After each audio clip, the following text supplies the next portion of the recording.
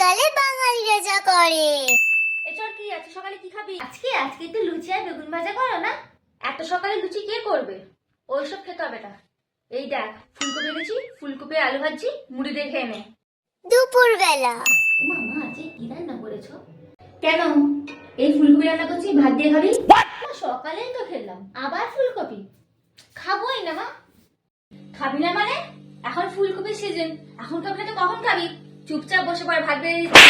সন্ধেবেলা খুব খিদে পাচ্ছে, মাকে বলি গরম গরম চিকেন পকোড়া করে নিয়ে আসতে।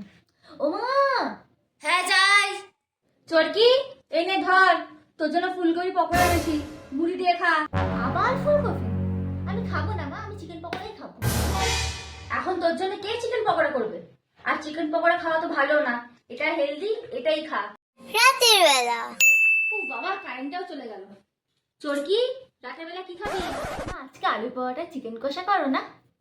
এখন এই ঠান্ডায় বাঁচি না, আর তুই এখন আলুর পরোটা চিকেন কষা খাবি? দুপুরবেলা ফুলকপির তরকারি রাখা আছে, ওটাই রুটি রেখে নিবি। মা আবার